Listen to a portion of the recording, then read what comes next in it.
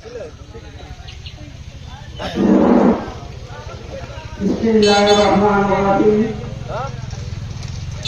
আজকে ৯ নম্বর ওয়ার্ডের রানাবাদের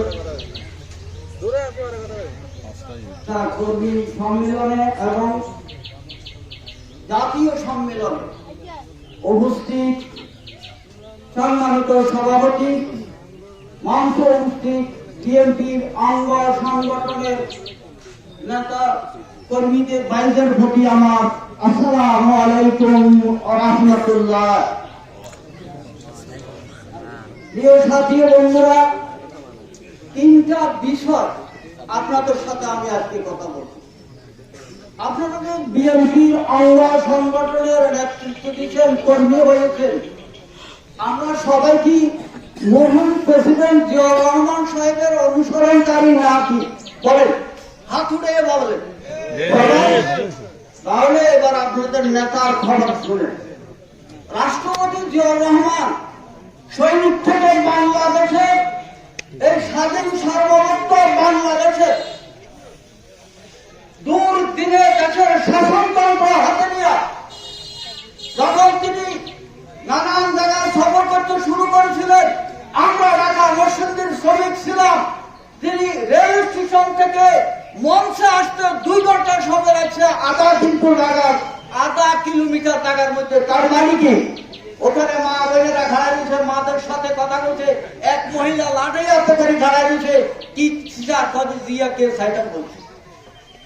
যখন তিনি গাছপালার হাতে দুর্বলভাবে গাছপালা হত্যা করা হয়েছে, তখন সারা বাংলাদেশ স্বাধীনতার পর কোন রাষ্ট্রপ্রধান মৃত্যুর পরে দেশের বাইরে কোথায় জানাজা হয় নাই।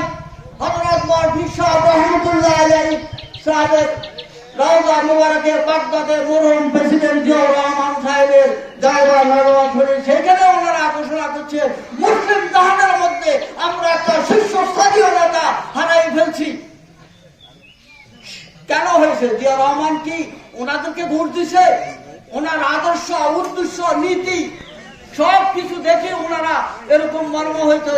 যারা সৌদি আরবে শ্রম দিতেছেন, চাকরি করতেছেন, সৌদি আরবের সমস্ত আর সৌদি আরব বাসিন্দারা এখনো জিয়াউর রহমান সাহেবকে অনুসরণ করে। সেই মহান নেতা কর্মী হইয়া আজকে আপনারা সামনে নির্বাচন নাকি কেন আপনারা এলোমেলো করে চলছেন? সংবিধান লঙ্ঘন করে চলছেন, নেতার আদেশ লঙ্ঘন করে চলছেন, দলের আদেশ লঙ্ঘন করে চলছেন। কেন আপনারা হরণ করতেছেন? সামনে নির্বাচন, আমরা এখন ভিক্ষুকের মতো হাত পেতে একটা ভোট মা বোনদের কাছে আমরা সংগ্রহ করো। ওই দিন আর আসবে না 13 জন ভোট কেন্দ্র যাইয়া 3 তারা 39 ভোট কাস্ট হয়ে গেছে, সেই দিন আর আসবে না। প্রত্যেক মা বলে এখন কিছু অন্যান্য রাজনৈতিক দল একটা ভোটের জন্য মাঠে ময়দানে হাটে ঘাটে সব জায়গাতে তারা এলান শুরু করে দিচ্ছে। আপনাদের কেন হয়?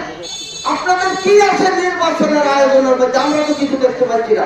আপনারা শুধু আমাকে কন্ট্রোল করতে পারি না, আমার নেতা কর্মীকে কন্ট্রোল করতে পারি না, আমার ইউনিয়ন লেভেলের নেতা রয়েছে ওনারা আদেশ মানি না, আমি আমার গতিতে চলছি। এটা তো জাতীয়তাবাদী দলের তারা নয়।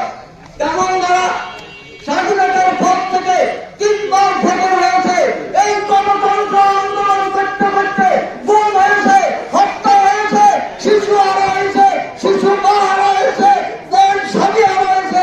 আজও আমরা ময়দানে চারটার থেকে তেতুলিয়া আমরা আসি গণতন্ত্র আন্দোলনের জন্য। নির্বাচন হলে আমাদের গণতন্ত্র আন্দোলন শেষ হবে না। নির্বাচনের পর আমরা গণতান্ত্রিক দেশের নাগরিক হিসেবে আমাদের গণ আন্দোলন অব্যাহত থাকবে। বন্ধুগণ, বাংলাদেশ স্বাধীনতার বয়স কত বছর হয়েছে আপনারা জানেন? স্বাধীনতার স্বাদ সাধারণ মানুষের কাছে এখনো পৌঁছে নাই। কেন পৌঁছে নাই? 17 বছরের শাসনে গণতান্ত্রিক ভাবে একটা কথা বলার অধিকার, গণতান্ত্রিক দেশের নাগরিক হিসেবে একটা কথা বলার অধিকার ছিল না। মহান আল্লাহ তাআলার অশেষ মেহেরবানিতে স্বৈরাচারী, গুমকারী, নির্যাতনকারী, নিশাকারী মহান